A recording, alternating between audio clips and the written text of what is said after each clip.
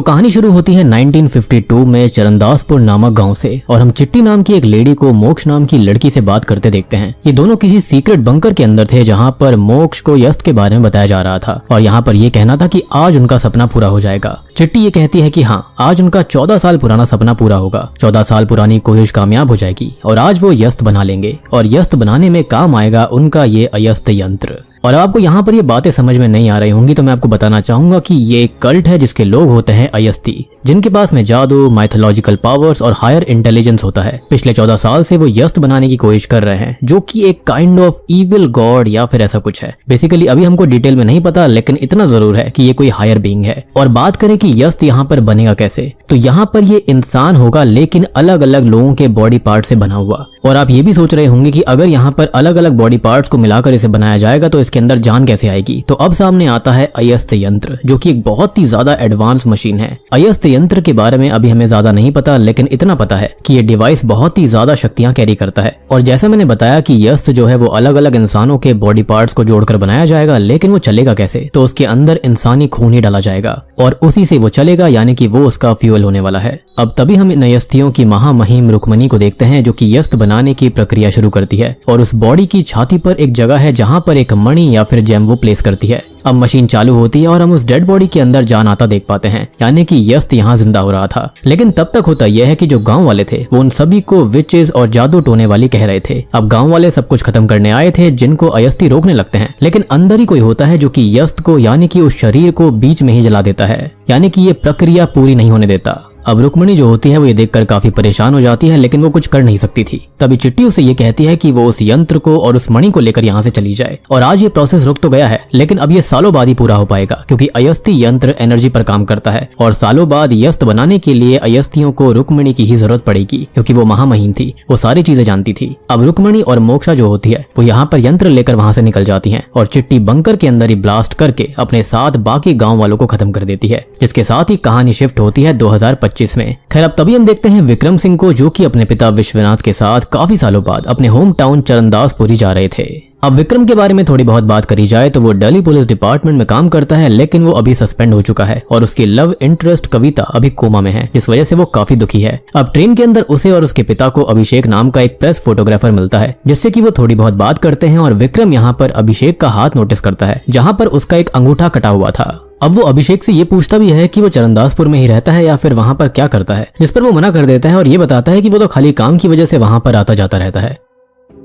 अब थोड़ी देर के बाद में विक्रम और विश्वनाथ घर पहुंच जाते हैं और यहाँ पर आते ही दोनों दुखी हो गए थे, क्योंकि उनके ट्रॉमा यहाँ से जुड़े हुए हैं। तो असल में विश्वनाथ और उसकी वाइफ वसुधा अपने दोनों बच्चों विक्रम और पवन के साथ रहा करते। बचपन में एक बार दोनों बच्चे गाड़ी चलाने निकल गए थे, जिससे कि उनका एक्सीडेंट हो गया और पवन अपनी आखिरी सांसें गिन रहा था। अब ये चीज क्या कम थी कि तुरंत बाद ही विश्वनाथ की बीवी भी अचानक से गायब हो गई और आज तक कभी वापस लौट कर नहीं आई, यानी कि वो कभी मिली ही नहीं, ना ही उनकी कोई खबर आई थी। बस जिस दिन वो गायब हुई थी उस दिन एक जंगल से उनका पर्स मिला था। Now coming back to the present time, दोनों ही पिता और बेटे एक दूसरे का ख्याल रखते हैं और जैसे तैसे खुश रहने की कोशिश करते हैं। खैर अब हम अभिषेक को देखते हैं, जो कि असल में यहाँ गांव के अंदर एक टास्क करने के लिए आया हुआ था और मैं आपको यहाँ पर पूरा माजरा समझाता हूँ। अब यहाँ अनन्या भारद्वाज नाम की एक पॉलिटिकल पार्टी की कार्यकर्ता है, जिसकी पकड़ काफी मजबूत है यहाँ पर। लेकिन दो भाई हैं जिनके नाम है सुजय और विजय यादव, वो भी पैसे और पहचान के दम पर पार्टी से टिकट लेना चाहते हैं। अब अनन्या जो है वो शादीशुदा है, लेकिन वो डायरेक्टली उनसे लड़ नहीं सकती, तो यहाँ पर वो एक षड्यंत्र रचती है, जिसके अंदर उसने अभिषेक को यहाँ भेजा है ताकि वो सुजय और विजय को पार्टी के सेक्रेटरी से मिलकर ब्राइब देते टाइम की तस्वीरें निकाल ले, जिसको अनन्या अपने फायदे के लिए इस्तेमाल करेगी।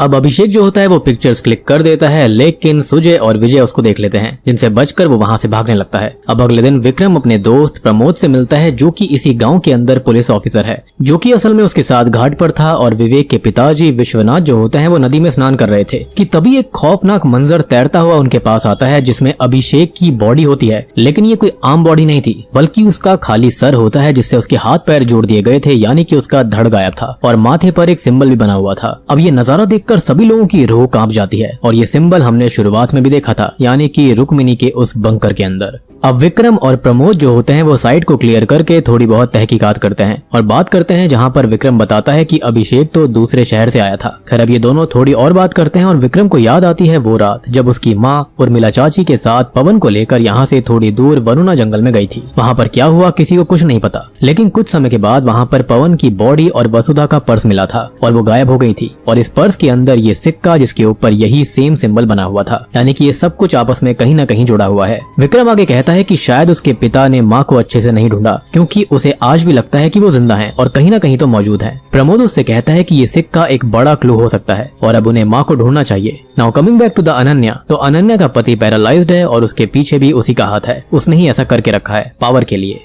खैर वो सुजय और विजय को रास्ते से हटाना चाहती थी, जिसके चलते वो उनको अरेस्ट करवाती है और अफवाह पहुंचवाती है उनके तीसरे भाई बंटी के पास ही कि उनका एनकाउंटर होने वाला है। अब बंटी जो होता है वो दिमाग से थोड़ा सा उल्टा है, तो वो पुलिस व्हीकल के ऊपर ही अटैक कर देता है जिसमें एक कांस्टेबल की जान चली जाती है। अब अनन्या इसके बारे में मंत्री जी से बात करती है और उनको दबे शब्दों में धमकाती भी है कि अभिषेक ने जो फोटोज ली थी वो उसके पास है और बाकी का डेटा वो ऑलरेडी हटवा चुकी है। और रही बात यादव भाइयों की, तो उनके खिलाफ भी पूरे सबूत उसके पास हैं। मीनवाइल विक्रम को ये पता चलता है कि अभिषेक यहाँ का लोकल था और उसका घर यहीं पर है जहाँ पर उसकी बीवी रहती है और वहाँ पर वो उससे मिलने जाता है। यहाँ उसको पता लगता है कि अभिषेक के बचपन का नाम असल में बबलू था और अब उसे तभी क्लिक होता है कि उर्मिला चाची के बेटे का नाम भी तो बबलू ही था, जिससे कि उसका दिमाग घूम जाता है क्योंकि ये अभिषेक तो उसके ही बचपन का दोस्त बबलू है, तो फिर उसने यहाँ पर अपनी पहचान क्यों नहीं बताई। अब उसे एक ख्याल आता है और वो उर्मिला चाची के घर जाने का प्लान करता है क्योंकि जब वसुधा यानी कि उसकी माँ गायब हुई थी उसी दौरान उर्मिला चाची, नीरज चाचा और बबलू कहीं चले गए थे। अब इसी बीच उसे अनन्या भी मिलती है जो कि असल में कविता यानी कि यहाँ पर विक्रम की लव इंटरेस्ट की ही बड़ी बहन है और वो दोनों उसके बारे में थोड़ी बहुत बात करते हैं कि उसके साथ क्या हुआ है। खैर अब हम देखते हैं सीआईबी हेडक्वार्टर्स के अंदर रिया थॉमस नाम की ऑफिसर को, जो कि अभिषेक वाले ही केस पर काम कर रही थी और वो सारे एंगल्स को स्टडी कर चुकी है। रिया को अभी अचानक से कुछ विजन्स आने लगते हैं जिसके अंदर वो खुद को घायल देखती है।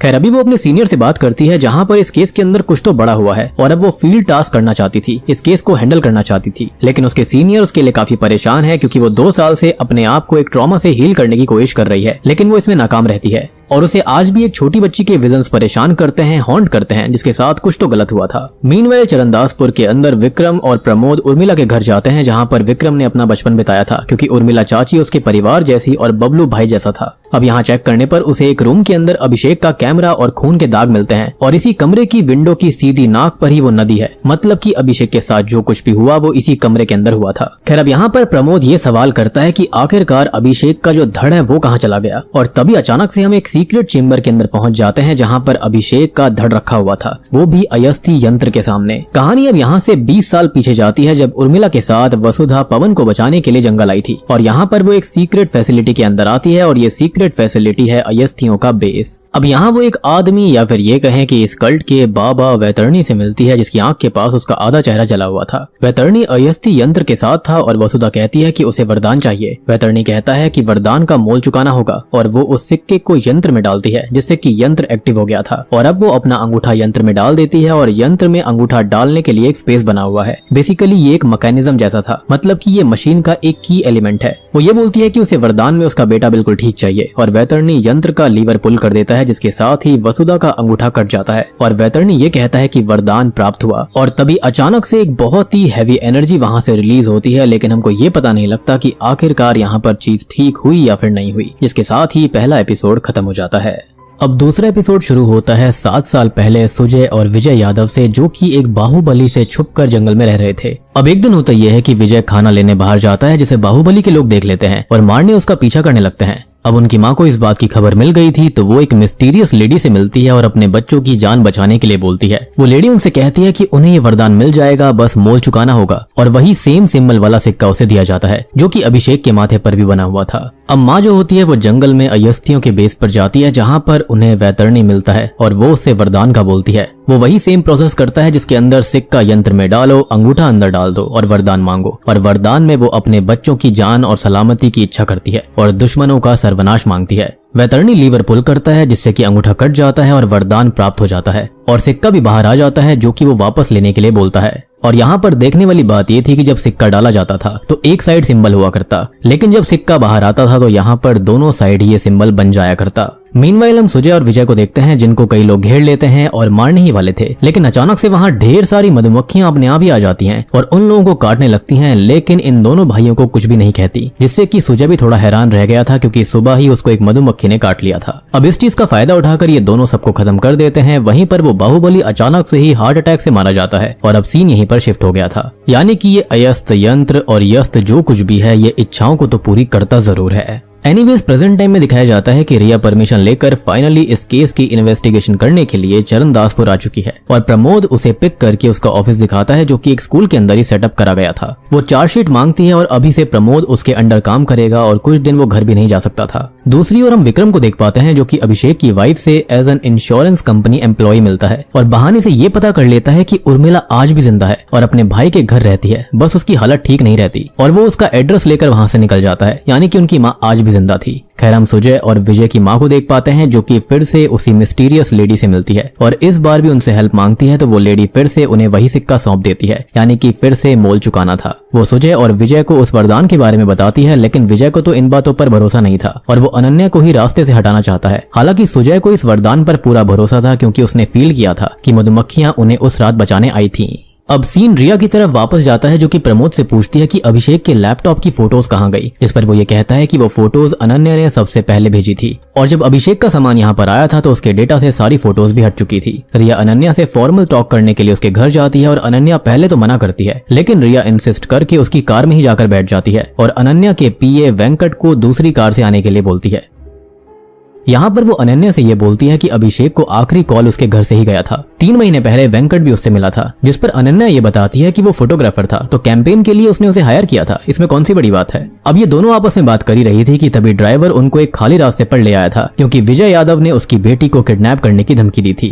यानी कि ड्राइवर यहाँ पर मजबूरी में ऐसा कर रहा था। अब यहाँ विजय और उसके गुंडे आ जाते हैं और अनन्या पर अटैक करते हैं, लेकिन रिया सबको पीट देती है, लेकिन उसे उस बच्ची के विजन्स फिर से हॉन्ट कर रहे थे और अब तभी एक गुंडा उसके सर पर कुछ मार देता है जिससे कि रिया वहीं बेहोश हो जाती है और अनन्या अब तक वहां से अपनी जान बचाकर भाग गई थी। तभी सुजय यादव वहां पर आता है जो कि विजय के ऊपर गुस्सा करता है कि ये उसने क्या किया और अब उनको वरदान का ही सहारा लेना पड़ेगा। खैर अब ये रिया को गाड़ी के डिग्गी में ही डालकर वरुणा के जंगल निकल जाते हैं और रास्ते में सुजय अपने एक आदमी को पैसे देकर तैयार करता है कि वो अपना अंगूठा दे। दूसरी ओर विक्रम उर्मिला से मिलता है जो कि अब पागल सी हो चुकी है, अपने सुध बुध को खो बैठी है, लेकिन विक्रम वसुधा का नाम बताता है और उसकी आवाज टेप के अंदर थी जो कि वो उसको सुनाता है। तभी उर्मिला थोड़ी होश में आकर उसे उस रात के वरदान वाली बात बताती है, तो अब वो भी जंगल के लिए निकल गया था। मीनवेल सुजय और विजय के बिहाफ पर उनका नौकर वरदान मांगता है और वरदान पूरा होते ही वो लोग वैतरणी को ही शूट करने के लिए तैयार थे, लेकिन वो बिल्कुल नहीं डरता बल्कि स्माइल करता है और अब तभी एक अयस्ती कल्ट का योद्धा वहां पर आकर उनके लोगों को खत्म कर देता है। यहाँ पर एक स्मोक भी फेंका जाता है जिसके अंदर सुजय और विजय जम गए थे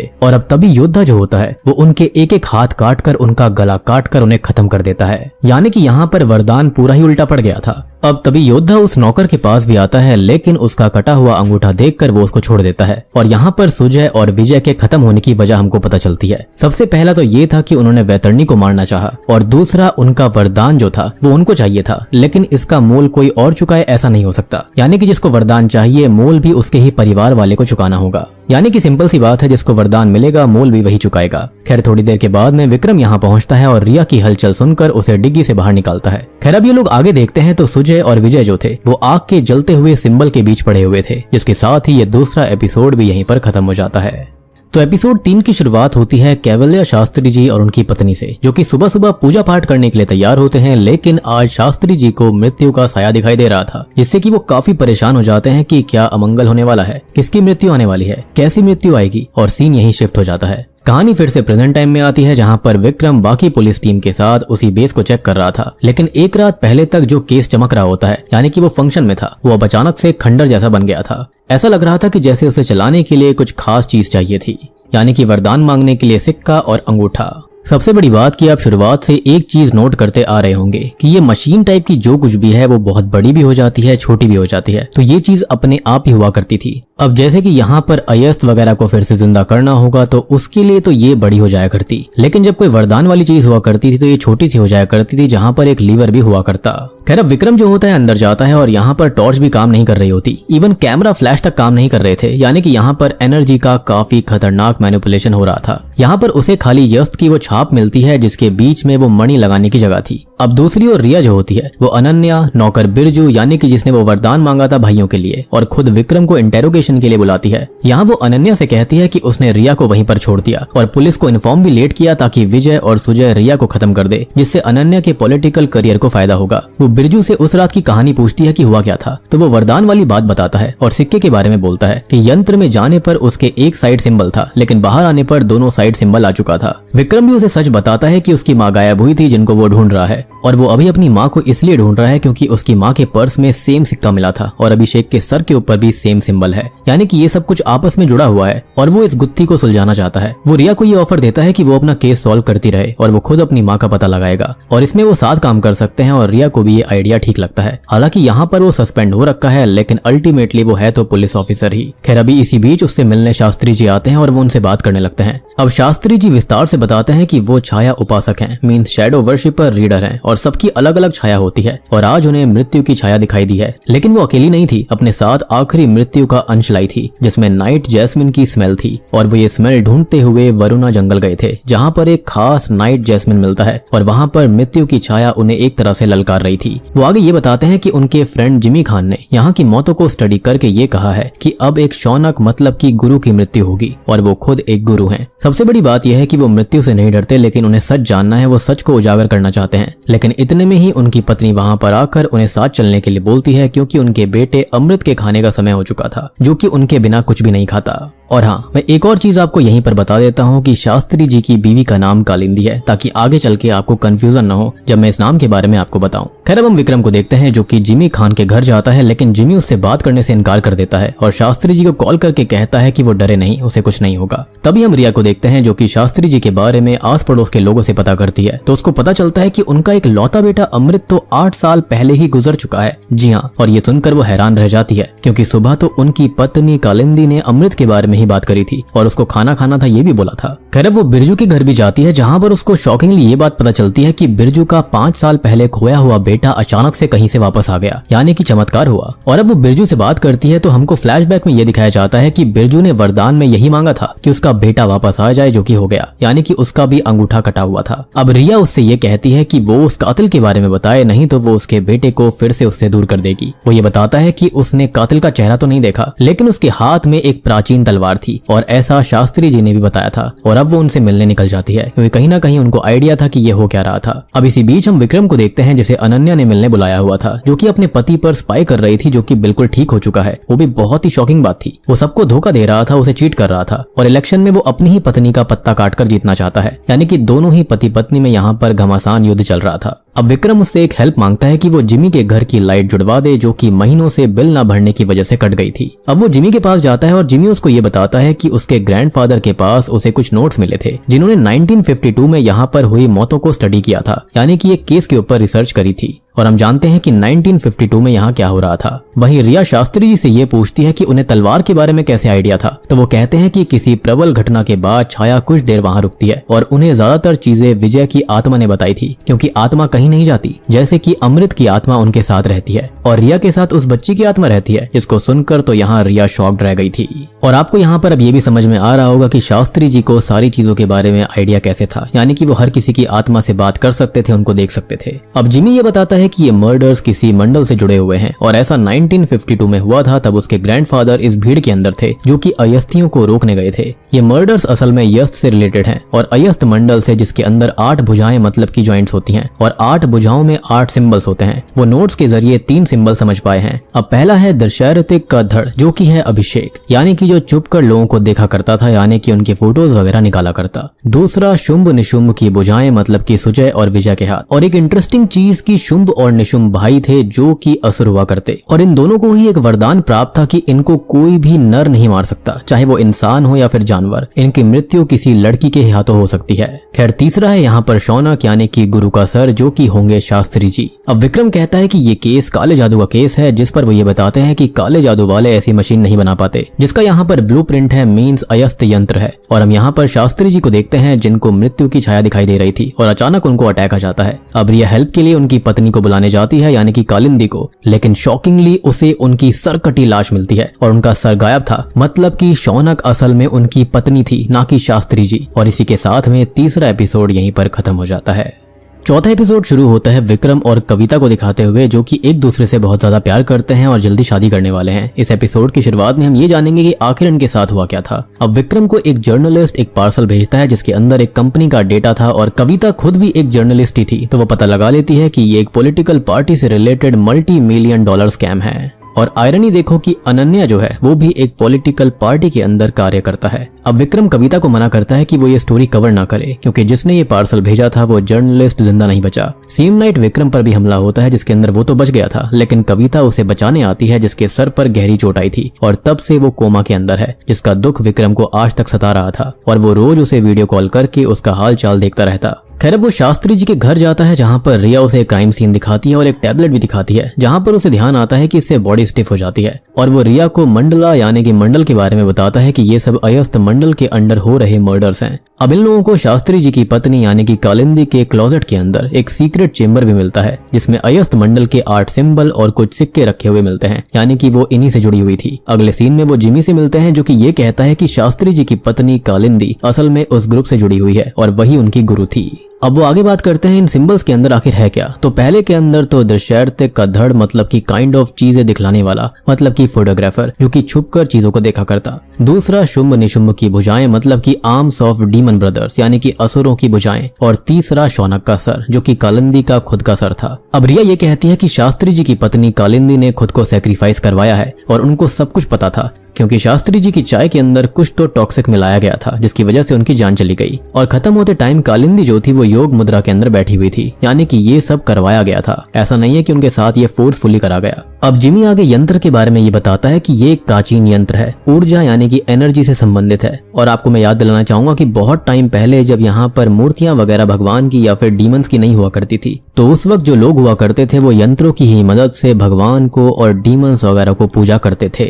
बाकी बात रही इस मशीन के बारे में, तो उस मशीन के अंदर सिक्का डालो, अंगूठा दो और वरदान मिलेगा। सालों पहले वसुधा ने वरदान मांगा था, लेकिन उसका बेटा बच नहीं पाया। और फिर हाल फिलहाल में बिरजू ने वरदान मांगा और उसका बेटा जो कि खो चुका था वो वापस लौट आया। खैर अभी रिया जिमी को टास्क देती है कि वो सारे सिंबल्स को डिकोड करके उसके बारे में उसे बताए। खैर अब विक्रम प्रमोद से मिलता है और वो टैबलेट क्राइम सीन से चुरा लाया था, और प्रमोद को काम पर लगाता है कि उन्हें पता करना होगा कि ये मिलती कहाँ पर है, यानी कि इस चीज से उनको पता लग सकता था कि आखिर इसमें कौन कौन इन्वॉल्व है। अब इसी बीच जिमी अगला सिंबल डिकोड कर लेता है, जिसका मतलब है किसी राजकुमारी का चेहरा। और ये बात वो विक्रम को बताता है, जो कि अनन्या के लिए परेशान होता है, क्योंकि वो एक राजघराने से ताल्लुकात रखती है। और आज वो दूसरे गांव चुनाव प्रचार करने गई हुई थी, तो वो उसके पास ही पहुंच जाता है। अब शाम को दोनों बात करते हैं, जहां पर हमको पता चलता है कि विक्रम 8 साल पहले अनन्या से मिला था और फिर 4 साल बाद कविता से मिला। अब अनन्या विक्रम को हमेशा से चाहती थी, बस बता नहीं पाई, और अभी बातों ही बातों में दोनों बहक जाते हैं और एक दूसरे को किस करने लगते हैं। लेकिन विक्रम खुद को रोक लेता है, क्योंकि वो कविता से ज्यादा प्यार करता है, यानी कि अनन्या की बहन से। तभी दूसरी ओर रिया अभिषेक की वाइफ से मिलती है, जो कि उसे ये बताती है कि अभिषेक का किसी पुलिस ऑफिसर की बीवी से अफेयर हो गया था और वो ऑफिसर उसे एनकाउंटर में खत्म करने वाला था। लेकिन फिर अचानक से अभिषेक गायब हो गया और इसी बीच वो ऑफिसर एक हादसे में मारा गया। जब अभिषेक वापस आया तो उसका अंगूठा कटा हुआ था, और यही चीज शुरुआत में विक्रम ने ट्रेन के अंदर नोटिस करी थी, यानी कि उसने भी कोई ना कोई तो वरदान मांगा होगा। लेकिन वो काफी खुश था और कह रहा था कि उसे वरदान मिल चुका है और अब उसके सारे दुश्मन खत्म हो जाएंगे। खैर अब रिया उस सिक्के के बारे में पूछती है, क्योंकि वही इन सबसे जुड़ा हुआ था, तो वो उसे वो सिक्का देती है जो कि कुछ फोटोग्राफ्स के पीछे था, और ये फोटोज थी शास्त्री जी की पत्नी की एक लोकेशन पर, यानी कि कालिंदी की। खैर दूसरी ओर अनन्या पर कोई हमला कर देता है, लेकिन विक्रम उसको बचा लेता है, और ये अटैक बंटी ने किया था। अब विक्रम सोच में पड़ जाता है कि अगर अनन्या के ऊपर इस कल्ट ने अभी तक कोई भी हमला नहीं करवाया है, तो वो किस राजकुमारी की बात कर रहे थे, यानी कि किस राजकुमारी की जान खतरे में है। मीनवाइल प्रमोद एक लोकेशन पर पहुंचता है, जो कि एक बहुत बड़ा दवाखाना था, और ये लोकेशन ही रिया की मिली हुई उस फोटो के अंदर भी मौजूद थी, यानी कि जहाँ पर कालिंदी आया करती थी। और अब उसको समझ आता है कि कालिंदी को ये टैबलेट कहाँ से मिली। वो अंदर जाता है और उसके थोड़ी ही देर बाद वहाँ पर रिया आती है, जिसे वो योद्धा एक लड़की का चेहरा काट कर अलग करती हुई दिखाई देती है। ये योद्धा असल में एक लड़की थी, और मैंने आपको एक बात बताई थी, शुंभ निशुंभ असुर थे जिनको एक औरत ही मार सकती थी। तो अब आपको ये बात भी समझ में आ गई होगी कि सुजय और विजय को इस लड़की ने ही क्यों मारा था, क्योंकि यही तो टेल थी जो कि बहुत टाइम पहले से चलती आ रही है। यानी कि शुंभ निशुंभ का जो वध है वो खाली लेडी ही कर सकती है, और ये योद्धा एक लड़की थी। अब रिया उससे लड़ती है, लेकिन वो उससे बचकर भाग जाती है, और अब रिया को प्रमोद की लाश मिलती है, जिसे वो योद्धा खत्म कर चुकी थी। विक्रम यहाँ पर आता है, जो कि प्रमोद के खत्म होने से बहुत ही बुरी तरह टूट गया था। वहीं रिया अपने ऑफिसर से बात करती है, जो कि ये कहता है कि पहले शौनक का सर गया, अब राजकुमारी का चेहरा, लेकिन ये राजकुमारी आखिर है कौन। और वहीं पर हम एक फैसिलिटी के अंदर कुछ लोगों को ये सारी चीजें यानी कि धड़, सर और हाथ सिलकर जोड़ता हुआ देखते हैं, जिसके साथ ही चौथा एपिसोड यहीं पर खत्म हो जाता है। तो दोस्तों ये थी इस सीरीज की पहले 4 एपिसोड की एक्सप्लेनेशन। उम्मीद करता हूँ कि अब तक की सीरीज आपको इंटरेस्टिंग लग रही होगी। तो जल्दी से वीडियो को लाइक कर दीजिए, क्योंकि जल्दी ही आने वाले हैं बाकी 4 एपिसोड्स भी, जो कि काफी इंटरेस्टिंग होंगे और एंडिंग तो काफी ज्यादा खतरनाक है। आपको देखने में भी काफी मजा आएगा।